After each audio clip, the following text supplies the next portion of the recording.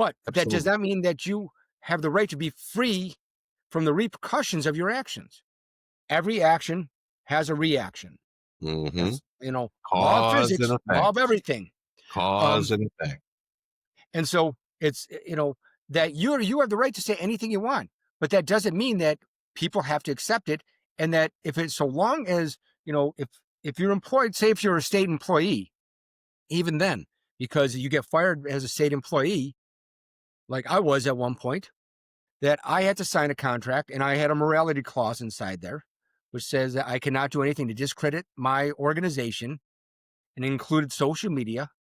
But also, it's something that, you know, that even then they can fire you because of that violation of that contract, a violation. And then we've also talked about the issue of at will employment, where some states, depending on what state you live in, you're an at will employee, which means that basically your employer could terminate you for any reason whatsoever. They don't even need one in most cases.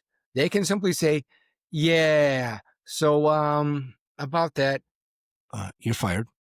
You like how I pulled a Biden there? You're fired. Very nice. Sorry. Um, but so that's really what happens. Um, and again, the First Amendment, there's more to the First Amendment here, but we're only going to be focusing on the issue of free speech. Religion is a whole other thing that we'll be covering in one of these other sessions, because there's a lot of misunderstanding about that and what it actually means to be, simply because it says that that that you could be free from religion does not mean that you can be free of religion. That there cannot be an officially endorsed religion, but that doesn't mean you can't have any religion whatsoever. But I digress. Insofar as the speech is concerned, and we used to hear it in the context of conversation over the subject 10, 20, 30 years ago. And it's not really brought up as much as it is.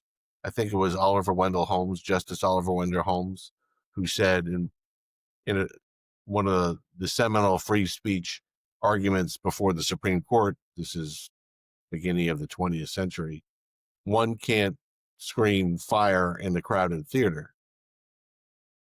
You may have the right to say whatever you want and scream that there's a fire, but if you cause a panic and a melee and people are killed and trampled trying to get out, you can be held responsible for that quote unquote free speech. So free speech isn't always so unfettered free. And I mean, one of the challenges which I find is going to be unique when it comes up before the Supreme Court, because it's going to, is the recently enacted restrictions against burning the flag. Yes.